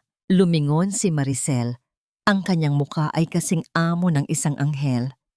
Opo, ma. Isang pamilya tayo. At sa pamilya, bawat isa ay may tungkuling harapin ang bunga ng kanilang mga ginawa. Huwag po kayong mag-alala. Malapit na pong matapos ang lahat ng paghihirap natin. Nang makaalis ang matanda, muling bumalik si Maricel sa kanyang ginagawa. Isang tawag mula sa kanyang tamtu ang dumating. Ang impormasyong natanggap niya ay tila huling piraso ng puzzle. Si Nicole, ang babaeng akala ni Teodoro ay kaisa niya, ay kasalukuyan ng nakikipag-ayos kay Victor, ang mortal na kaaway ni Teodoro sa negosyo. Nagbabanta si Nicole na sasabog ang lahat sa mismong gabi ng anibersaryo kung hindi siya babayaran ni Teodoro ng malaking halaga para makaalis ng bansa. Hayaan mo siyang magbanta, bulong ni Maricel sa hangin. Hayaan silang magkagulo sa ilalim ng kanilang mga sariling kasinungalingan. Nang dumating ang huling gabi bago ang malaking kaganapan, pumasok si Maricel sa kanilang silid at dinatnan si Teodoro na nakatitig sa kisame, hindi makatulog. Ang katahimikan sa pagitan nila ay tila isang malalim na bangin. Ang bawat paghinga ni Teodoro ay tila isang mabigat na pasanin, habang si Maricel naman ay nananatiling kalmado. Tila isang dagat bago ang dambuhalang tsunami. Dahan-dahan siyang naupo sa gilid ng kama at hinaplos ang noo ng asawa. Teodoro, sa tingin mo ba, sapat na ang 20 taon para makilala ang isang tao? O baka naman, ang 20 taon ay isa lamang mahabang panaginip? Hindi sumagot si Teodoro. Sa halip, hinawakan niya ang kamay ni Maricel at ipinatong ito sa kanyang puso. Maricel, kailangan kong manalo bukas. Kapag nakuha ko ang tiwala ng mga Valdez at ng iba pang investors, maibabalik ko ang lahat. Magiging masaya tayong muli. Naramdaman ni Maricel ang mabilis na tibok ng puso ni Teodoro. Hindi dahil sa pag-ibig, kundi dahil sa desperasyon. Ang puso ng isang lalaking handang itaya ang lahat para sa kanyang sariling dangal. Kahit na ang ibig sabihin nito ay ang patuloy na pagyurak sa damdamin ng kanyang asawa. Matulog ka na, Teo. Bukas, magigising ka sa isang bagong mundo. Ang huling wika ni Maricel bago patayin ang ilaw. Sa kadiliman, ang tanging natitira ay ang tunog ng hangin sa labas at ang malakas na tibok ng puso ni Maricel.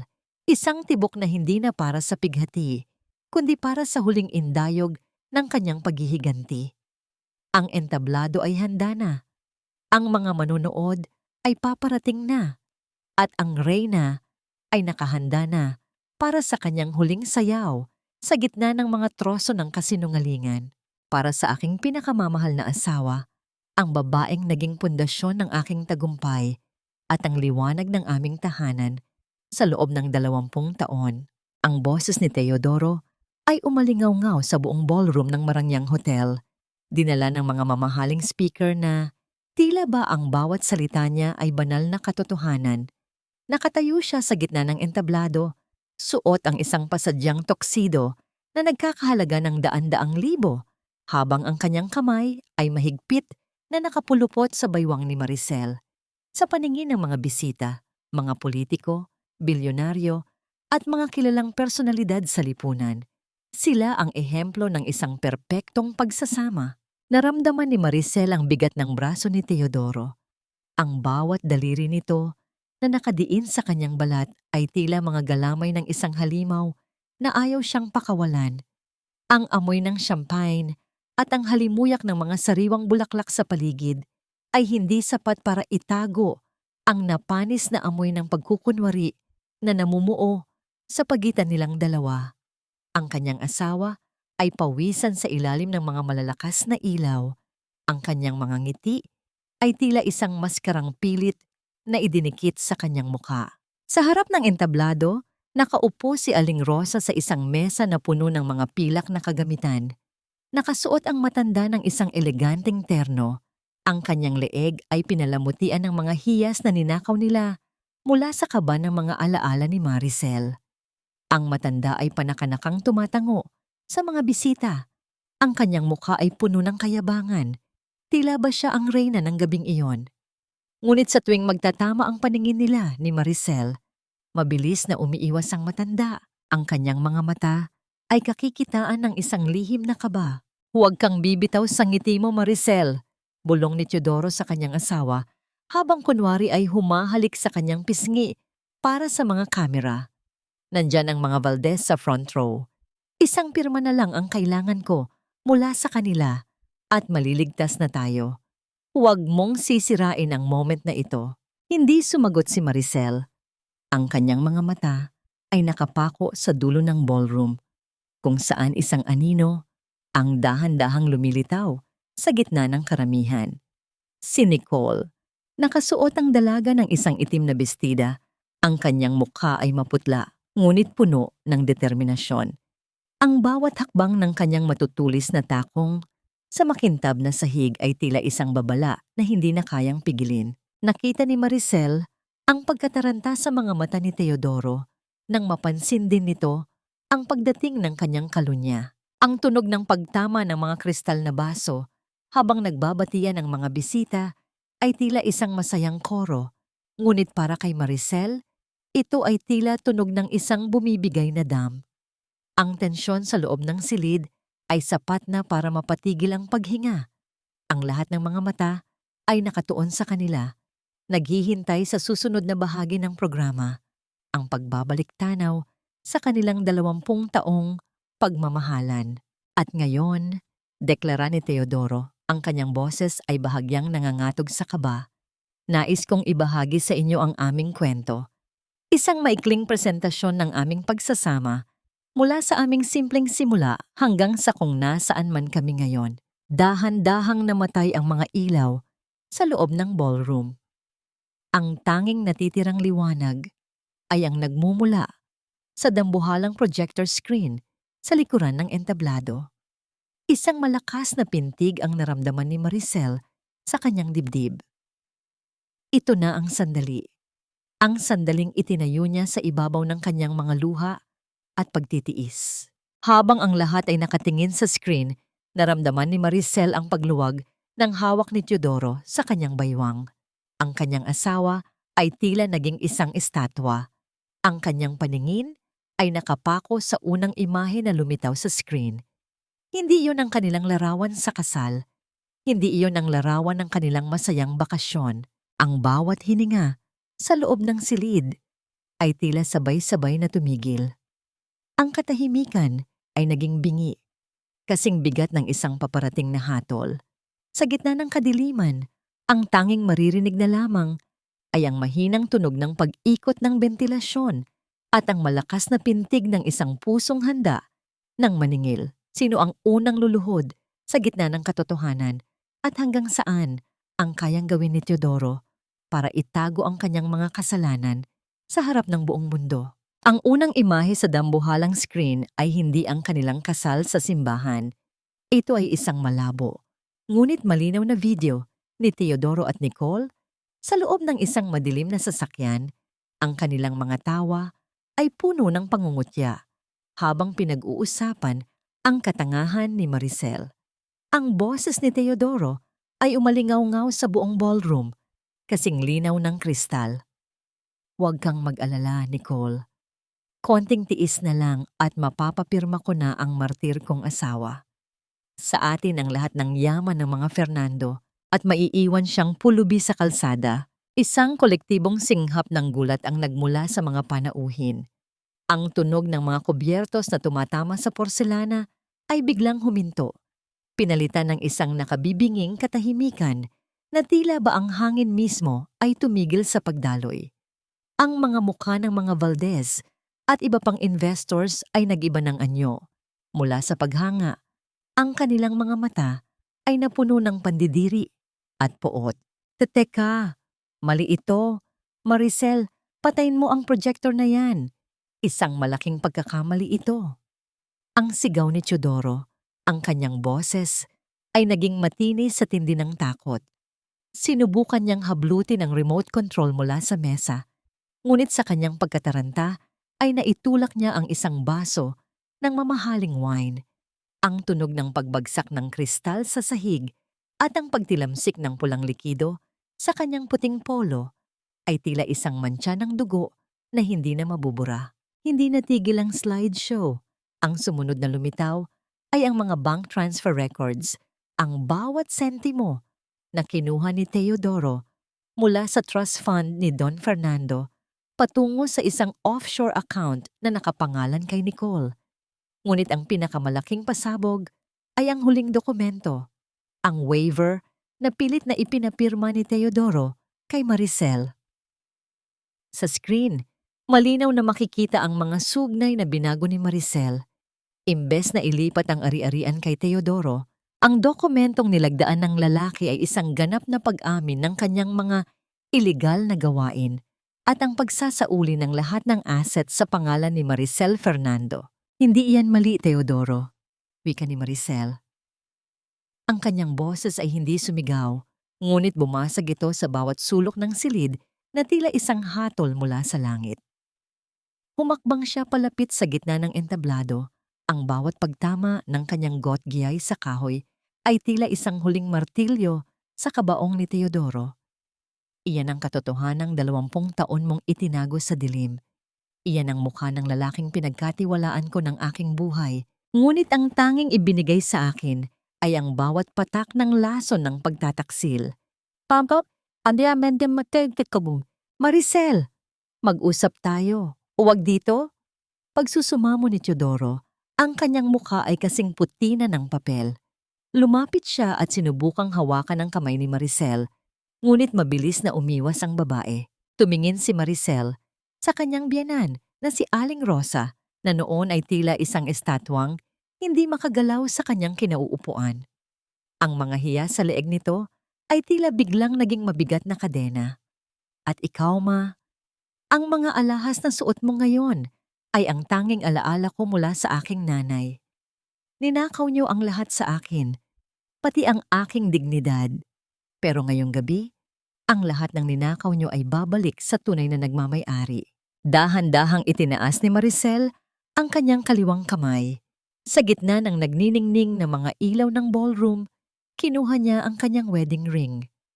Ang gintong singsing na simbolo ng 20 taon ng pagtitiis ay kinuha niya at walang pag-aalinlangang inihulog sa loob ng baso ng alak na hawak ni Teodoro. Ang tunog ng paglubog ng metal sa likido ay tila isang tuldok sa isang mahabang pangungusap ng pighati. Hindi mo lang nakuha ang yaman ko, Teodoro. Nakuha mo na rin ang sarili mong bilangguan. Ang huling wika ni Maricel habang ang kanyang mga mata ay nananatiling tuyo, matatag, at puno ng kapangyarihan. Sa sandaling iyon, ang malalaking pinto ng ballroom ay bumukas ng marahas. Ang tunog ng mabibigat na hakbang ng mga lalaking nakauniforme ay bumasag sa huling pag-asa ni Teodoro. Pumasok ang mga pulis, bitbit ang warrant of arrest, na matagal nang inihanda ng mga abogado ni Maricel. Mr. Teodoro, you are under arrest for qualified theft and falsification of public documents, deklara ng opisyal. Ang bawat bisita ay nagsimulang magbulungan. Ang tunog ng kanilang mga boses ay tila isang malakas na agos ng tubig na lumulunod sa pagkatao ni Teodoro. Sa gitna ng kaguluhan, nakita ni Maricel si Nicole na sinusubukang tumakas sa likurang bahagi. Ngunit agad din itong naharang ng mga awtoridad. Tumalikod si Maricel at naglakad palayo sa entablado. Hindi siya lumingon nang marinig ang tunog ng metal na posas na sumasara sa mga kamay ni Teodoro o ang hiyaw ng kanyang biyenan na humihingi ng awa. Ang bawat hakbang niya patungo sa labas ng hotel ay tila isang paglipad patungo sa kalayaan.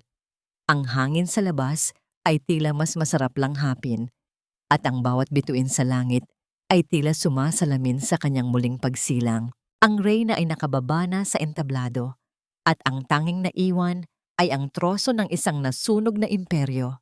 Walang mas maingay kaysa sa katahimikan ng isang silid na dati ay puno ng tawanan, ngunit ngayon ay nababalot na ng pagsisisi Ang malamig na rehas ng selda ay tila mga daliring yelo na humahawak sa mga balikat ni Teodoro.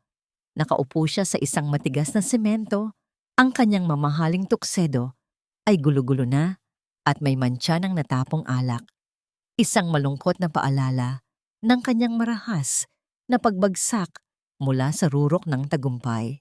Ang bawat paghinga niya ay tila may kasamang alikabok ng kanyang gumuhong pangarap. Sa kabilang bahagi ng lungsod, sa loob ng isang maliit at madilim na interrogation room, hikbi lamang ni Nicole ang maririnig ang kanyang mga pangarap na mamuhay. Sa ibang bansa, gamit ang perang ninakaw ay naglaho na parang usok.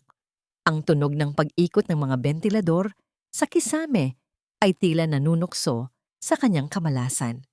Nang malaman niyang maging ang mga private lenders na hiningan niya ng tulong ay mga tauhan pala ni Don Fernando, na-realize niya na ang bitag ay matagal nang nakalatag bago pa man siya humakbang. Samantala, bumalik si Maricel sa kanilang mansyon.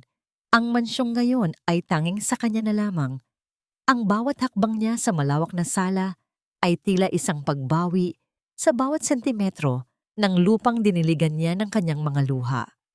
Ngunit ang katahimikan ng bahay ay binuwag ng isang boses na dati ay nagahari rito ng may kalupitan. "Maricel, anak, huwag mo naman kaming gawin ng ganito. Saan ako pupunta? Saan kami titira?" Dinatnan ni Maricel si Aling Rosa sa gitna ng hallway. Nakapaligid dito ang mga maleta at ilang mga plastik na bag. Ang matanda ay tila lumiit sa tindi ng hiya at takot. Ang kanyang mga mata, na dati ay puno ng pangungutya, ay ngayon ay namumula sa kakaiyak. Wala na ang mga hiyas sa kanyang leeg. Ang tanging natitira ay ang kanyang nanginginig na mga kamay na pilit humahawak sa laylayan ng damit ni Maricel. "Ma, ang bahay na ito ay pag-aari na ng kumpanya ni Papa at ayon sa batas, dahil sa mga ginawa ni Teodoro, kailangang lisanin ang lahat ng ari-ariang sangkot sa kaso." Mahinahong paliwanag ni Maricel. Ang kanyang boses ay walang galit, ngunit wala ring itong bahid ng awa. Ito ay ang boses ng isang katotohanang hindi na mababago. "Pero Maricel, ako ang nanay ng asawa mo. Wala ka bang utang na loob? 20 taon kitang pinatira rito." Sigaw ni Aling Rosa.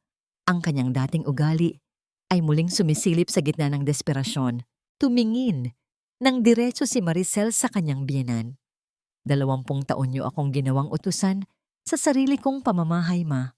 20 taon niyo akong minaliit sa harap ng ibang tao. Ang utang na loob ay binabayaran ng pagmamahal, hindi ng pang-aabuso. Ibinigay ko na sa inyo ang lahat ng pagkakataon para magbago, pero pinili niyo ang pumanig sa kasinungalingan. Sa sandaling iyon, ang tunog ng pagbusina ng isang truck sa labas ay naging hudyat ng huling yugto. Pumasok ang mga tauhan ng sheriff para kunin ang mga huling kagamitan. Ang tunog ng pagkaladkad ng mga muebles sa sahig ay tila mga hiyaw ng isang naghihingalong tahanan. Pinanood ni Maricel ang kanyang biyenan habang dahan-dahang lumalabas ng gate. Bitbit ang kanyang mga lumang gamit patungo sa isang maliit na paupahang bahay na inilaan ni Maricel para dito. Isang huling kilos ng kabutihang loob na hindi na nararapat, ngunit ibinigay pa rin. Nang maiwang mag-isa, pumasok si Maricel sa home office ni Teodoro. Ang silid ay amoy alak at luma ng papel. Umupo siya sa malaking silya ng kanyang asawa at tinitigan ng malinis na mesa. Doon, sa ilalim ng isang tumpok ng mga luma ng dokumento, may napansin siyang isang itim na envelope na may tatak ng kumpanya ng kanyang ama. Dahan-dahan niyang binuksan ang sobre. Ang tunog ng pagpunit ng papel ay tila kasing lakas ng isang tibok ng puso sa katahimikan ng gabi. Sa loob niyon ay isang sulat na may sulat kamay ni Teodoro. May petsang 10 taon na ang nakalilipas. Habang binabasa ni Maricel ang mga unang pangungusap, ang kanyang mga kamay ay nagsimulang manginig. Ang bawat salita ay tila isang bagong saksak sa kanyang puso. Ang lihim na nakasulat sa papel na yon ay hindi tungkol sa pera. At hindi rin tungkol kay Nicole. Ito ay tungkol sa isang kaganapan sa nakaraan na akala ni Maricel ay isang aksidente lamang. Isang kaganapang nagpabago sa takbo ng kanyang buhay at naging dahilan kung bakit siya nanatili sa piling ni Teodoro ng ganoon katagal. Naramdaman ni Maricel ang panunuyo ng kanyang lalamunan. Ang bawat hininga niya ay naging mabilis at mababaw. Ang katotohanang hawak niya ngayon ay mas masakit pa kaysa sa anumang pagtataksil na nalaman niya nitong mga nakaraang buwan. Ano ang tunay na nangyari 10 taon na ang nakalilipas na pilit itinago ni Teodoro? At kaya pa bang tiisin ni Maricel ang huling hapdi ng katotohanan ito? Ang papel ay malutong sa pagitan ng kanyang mga daliri, kasing rupok ng tiwalang ibinigay niya sa loob ng 2 dekada. Sa bawat salitang binabasa ni Maricel sa lihim na sulat ni Teodoro, 10 taon na ang nakalilipas. Ang kanyang mundo ay tila muling nayayanig. Ngunit sa pagkakataong ito, hindi na pagkabigla ang nararamdaman niya, kundi isang malalim at malamig na pagtanggap. Patawarin mo ako, Maricel, dahil itinago ko ang huling tawag mula sa ospital nung gabing pumanaw ang iyong ina. Alam kong kailangan mong magpaalam, pero kailangan kita sa tabi ko para makuha ang tiwala ng mga investors. Kung umalis ka, mawawala ang lahat ng pinaghirapan ko. Bumitaw ang isang mabigat na hininga mula sa mga labi ni Maricel. Ang tunog ng pagbagsak ng papel sa sahig ay tila isang huling piraso ng kadena na kumalas sa kanyang kaluluwa. 10 taon niyang dinala ang pagsisisi na hindi niya nahawakan ang kamay ng kanyang ina sa huling sandali nito. 10 taon niyang pinaniwalaan ang kasinungalingan ni Teodoro na huli na nang makarating ang balita. Ang kalupitan ng lalaking ito ay walang hangganan. Ninakaw nito, maging ang kanyang pagkakataong magluksa ng maayos para lamang sa isang piraso ng kontrata. Dahan-dahang tumayo si Maricel at lumapit sa bintana ng kanyang silid. Ang sikat ng araw ay marahang humahaplos sa kanyang mukha, kasing banayad ng isang haplos ng pagpapatawad. Hindi siya umiyak. Tuyot na ang kanyang mga luha, pinalitan ng isang matibay na kapayapaan na tila isang pader na hindi na kayang tibagin ng kahit na anong sakit. Sa mga sumunod na linggo, ang mansyon na dati ay amoy ng napanis na pag-asa ay napuno ng halimuyak ng mga bagong simula. Ginawa ni Maricel ang isang bahagi ng bahay bilang opisina ng kanyang bagong itinatag na foundation, ang Alab ng Bukas, isang santuwaryo para sa mga kababaihang nakaranas ng pang-aabuso at pagtataksil. Ang bawat tunog ng pag-uusap ng mga babaeng kanyang tinutulungan at ang kalansing ng mga tasa ng tsaa sa kanilang mga pulong ay tila mga awit ng pag-asa na pumapawi sa mga anino ng nakaraan. Isang hapon, habang nag-aayos si Maricel ng mga dokumento sa kanyang mesa, pumasok ang kanyang abogado. May dala itong isang pamilyar na puting sobre. Mrs. Maricel, may sulat po ulit mula sa piitan. Galing kay Teodoro. Gusto niya raw po kayong makausap, kahit sandali lang. Sabi niya, may mga bagay pa siyang gustong ipaliwanag. Wika ng abogado sa isang formal na tono. Tinitigan ni Maricel ang sobre. Ang pangalan ni Teodoro na nakasulat doon ay hindi na nagpapatibok ng kanyang puso sa galit o takot. Para na lamang itong isang pangalan sa isang lumang aklat na tapos na niyang basahin. Dahan-dahan niyang kinuha ang gunting sa kanyang mesa. Ang tunog ng matalim na metal na humihiwas sa papel ay tila isang huling hatol. Hindi niya binuksan ang sulat. Isa-isa niyang ginupit ang sobre hanggang sa maging maliliit na piraso ito na parang confetti. Sabihin mo sa kanya, attorney, na wala na siyang kailangang ipaliwanag. Ang katahimikan ko, ang tanging sagot na nararapat sa kanya. Sabihin mo rin na sa wakas, nakakahinga na ako ng maluwag nang wala siya. Malamig ngunit payapang wika ni Maricel. Nang makaalis ang abogado, napansin ni Maricel ang isang buke ng mga puting bulaklak sa may pintuan ng kanyang opisina. Walang pangalan ang nagpadala, tanging isang maliit na card na may nakasulat na, "You are finally blooming in your own light." Napangiti si Maricel. Ito na ang ika-4 na linggo na tumatanggap siya ng mga bulaklak na ito mula sa isang misteryosong tao na tila nakakaunawa sa bawat yugto ng kanyang paghilom. Nang lulubog na ang araw, nagpa siya si Maricel na maglakad-lakad sa labas ng subdivision. Gusto niyang maramdaman ang hangin at ang buhay sa labas ng kanyang bakod. Habang naglalakad sa tabi ng isang maliit na palengke, napatigil siya. Sa tabi ng isang tindahan ng mga lumang gamit, nakita niya ang isang matandang babae na nakaupo sa isang silya. Ang buhok nito ay gulo-gulo. Ang suot na damit ay kupas at puno ng mantsa. Ito si Aling Rosa. Ang dating mapagmataas na reyna ng mansyon ay tila isang anino na lamang ng kanyang nakaraan. Ang kanyang mga mata ay nakatitig sa kawalan, habang ang kanyang nanginginig na kamay ay humahawak sa isang maliit na supot ng tinapay. Ang tunog ng mga tricycle na dumadaan at ang ingay ng mga tao sa paligid ay tila hindi naririnig ng matanda.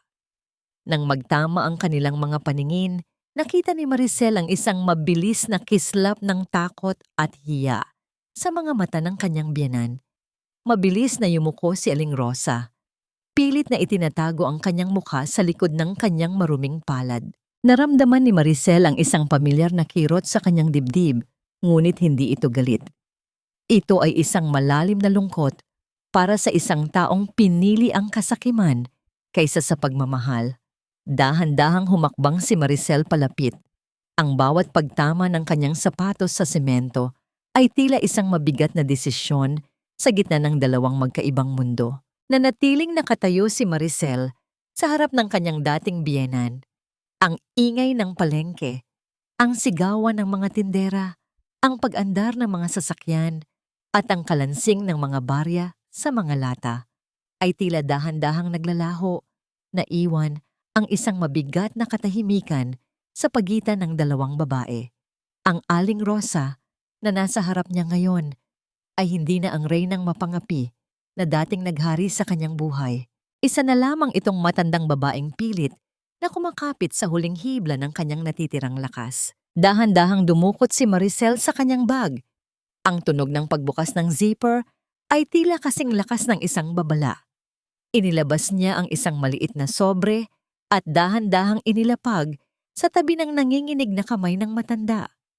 Hindi ito puno ng milyon, kundi sapat na halaga para sa isang maayos na pagkain at gamot para sa isang buwan. Mahinang wika ni Maricel. Ang boses niya ay walang bahid ng poot, kundi isang malalim na pagtanggap. Narito po ang kaunting tulong. Hindi ko po kayo kayang pabayaan ng tuluyan sa kalsada dahil naging bahagi pa rin kayo ng buhay ko sa loob ng 2 dekada. Pero hanggang dito na lang po ang magagawa ko. Tumingala si Aling Rosa. Ang kanyang mga mata ay puno ng luha at pagsisisi. Maricel, anak, patawarin mo ako. Masyado akong nabulag sa kayabangan ni Teodoro. Patawarin mo kami. Tapos na po ang galit, ma. Sagot ni Maricel habang marahang hinahaplos ang balikat ng matanda sa huling pagkakataon. Ang haplos na yon ay hindi na para sa pagsunod, kundi para sa pagpapaalam. Pinatawad ko na ang sarili ko dahil sa pananatili ko sa isang lugar na hindi naman ako pinahahalagahan. Doon nagsimula ang tunay na kapayapaan ko. Tumalikod si Maricel at naglakad palayo. Ang bawat hakbang niya sa semento ay tila mas magaan. Ang bawat paghinga niya ay tila may kasamang tamis ng kalayaan. Hindi na siya lumingon pa dahil alam niyang ang nakaraan ay isa lamang silid na tapos na niyang linisin at isara ang pinto. Pagbalik niya sa foundation, nadatna ni Maricel ang mga kababaihang doon ay nag-aaral ng mga bagong kasanayan. Ang tunog ng kanilang mga tawa at ang paggalaw ng mga kagamitan sa loob ng silid ay tila isang symphony ng muling pagsilang. Sa gitna ng silid, nakatayo ang isang lalaking may hawak na buke ng mga puting lili, ang misteryosong nagpapadala ng bulaklak sa loob ng isang buwan. Siya si Gabriel, ang dating katuwang ni Don Fernando, na matagal nang humahanga sa katatagan ni Maricel mula sa malayo. Iniisip ko kung kailan ka titigil sa paglalakad ng mag-isa, wika ni Gabriel nang may kasamang malambing na ngiti. Ang boses nito ay puno ng respeto, Isang bagay na matagal na ipinagkait kay Maricel. Hindi na ako nag-iisa, Gabriel. Sagot ni Maricel habang tinatanggap ang mga bulaklak. Ang bango ng mga lili ay humalo sa amoy ng bagong pinturang pader ng foundation, isang aroma ng pag-asa. Kasama ko na ang sarili ko ngayon. At iyon ang pinakamahalagang alyansang nabuo ko. Nang gabing iyon, tumayo si Maricel sa balkonahe ng kanyang mansyon. Tiningnan niya ang kanyang mga kamay. Wala na ang wedding ring na dating sumasakal sa kanyang daliri. Sa halip, isinuot niya ang isang singsing na may asul na bato. Ang huling regalo ng kanyang ama bago ito pumanaw. Simbolo ito ng kanyang katapatan sa sarili. Ang bawat bituin sa langit ay tila mga saksi sa kanyang tagumpay. Hindi lamang siya nagwagi sa laban sa pera at ari-arian. Nagwagi siya sa pinakamahalagang digmaan, ang digmaan para sa kanyang sariling halaga. Ang bawat pait, bawat sampal ng katotohanan, at bawat patak ng luha ay naging mga troso na nagpalakas sa apoy ng kanyang muling pagsilang. Dahan-dahan niyang ipinikit ang kanyang mga mata. Dinaramdam ang malamig na hangin na humahaplos sa kanyang buhok. Sa kanyang isipan, naririnig niya ang huling bulong ng kanyang ama.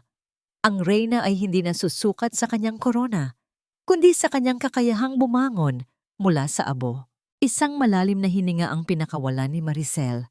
Ang kanyang labi ay sumilay sa isang tunay na ngiti. Ang ngiting hindi na kailangang magpanggap. Sa wakas, ang 20 taon ng pagtitiis ay natapos na at ang bawat bukas na darating ay tila isang blangkong papel na handa na niyang sulatan ng sarili niyang kwento. Ang alikabok ay humupa na at ang reyna ay nananatiling nakatayo. Mas matatag, mas malaya, at handang harapin ang bukang liwayway ng kanyang bagong buhay. Lumipas ang mga panahon na tila mga dahan-dahang agos ng tubig sa isang malinis na batis. Ang mansyon na dati ay saksi sa mga lihim na pighati at bulyaw ng kasakiman ay ganap na nang nagbago. Sa bawat sulok nito, ang amoy ng napanis na pag-asa ay napalitan ng halimuyak ng mga sariwang bulaklak at ang bango ng bagong luto na pagkaing ibinabahagi sa mga nangangailangan. Ang foundation na itinatag ni Maricel ay naging isang kanlungan, hindi lamang para sa ibang tao, kundi para na rin sa kanyang sariling kaluluwa. Sa loob ng piitan, si Teodoro ay naging isang anino na lamang ng kanyang dating katayuan. Ang tunog ng mga susi ng gwardiya at ang kalansing ng mga metal na tray ng pagkain ang naging araw-araw niyang musika. Wala na ang mga investors, wala na ang mga palakpak, at lalong wala na si Nicole na mabilis na nakipagkasundo sa batas para lamang iligtas ang sarili. Ang bawat gabi ni Teodoro ay puno ng mga gunita ng isang buhay na itinapon niya para sa mga bagay na hindi naman tunay na nagpapasaya. Ang kanyang pagsisisi ay tila isang malalim na balon na wala ng dulo. Napatawad na ba ni Maricel ang lahat? Ang pagpapatawad para sa kanya ay hindi nangangahulugan ng pagbabalik sa dati. Pinatawad niya ang kanyang sarili dahil sa 20 taon na hinayaan niyang maliitin siya ng ibang tao. Pinatawad niya ang nakaraan dahil tinuruan siya nito kung paano maging matatag. Para kay Teodoro at Aling Rosa, ang kanyang pagpapatawad ay ang pagbibigay sa kanila sa kamay ng tadhana, isang matahimik na pagbitaw na wala ng kasamang galit o pait. Ang kawalan ng puot ang naging pinakamataas na anyo ng kanyang kalayaan. Natagpuan na ba niya ang tunay na kapayapaan? Habang nakaupo si Maricel sa ilalim ng dambuhalang puno ng mangga sa kanilang hardin, pinapanood ang mga bata mula sa foundation na naglalaro. Naramdaman niya ang isang uri ng katahimikan na hindi niya kailanman naramdaman noon. Ang tunog ng bawat pagtawa at ang mahinang huni ng mga ibon sa itaas ay tila mga awit ng kumpirmasyon. Ang kapayapaan niya ay hindi nanggaling sa yaman o sa pagkapanalo sa korte, kundi sa pagyakap niya sa kanyang sariling halaga nang walang pag-aalinlangan. Anong aral ang may iwan sa puso ng bawat nakarinig ng kanyang kwento? Ang buhay ni Maricel ay isang paalala na ang tunay na ginto ay hindi nasusukat sa kislap ng alahas o sa laki ng bahay, kundi sa katapatan ng puso at sa tibay ng dignidad, na ang pag-ibig, kapag ginamit para manira at manloko, ay unti-unting nagiging abo. Ngunit mula sa abong yon, may kakayahan ang bawat babae na muling bumangon, magpagpag ng alikabok at itayo ang sarili niyang imperyo. Isang imperyong nakatayo sa ibabaw ng katotohanan at pagmamahal sa sarili. Sa huling sandali ng dapit hapon, habang ang kulay ng langit ay nagiging ginto at asul, naramdaman ni Maricel ang isang mainit na kamay na pumatong sa kanyang balikat. Si Gabriel. Walang salitang binigkas, tanging ang tunog lamang ng kanilang magkasabay na paghinga ang bumalot sa kanila. Ang bawat bukas na darating ay hindi na isang banta, kundi isang regalo na handa niyang buksan ng may ngiti. Ang alikabok ay ganap na ng humupa. Ang bawat bakas ng sakit ay naging mga marka ng kanyang tagumpay. Si Maricel Fernando ay hindi na lamang isang asawang itinakwil. Siya na ang reyna ng kanyang sariling kapalaran, ang babaeng dumaan sa apoy at lumabas na nagniningning na parang diamante. Sa wakas, ang kwento ng pighati ay naging kwento ng muling pagsilang. Ang bawat sugat ay naghilom na, at ang bawat luha ay naging perlas ng karunungan. Ang gabi ay tapos na, at ang bukang liwayway ay narito na para sa huling pagkakataon.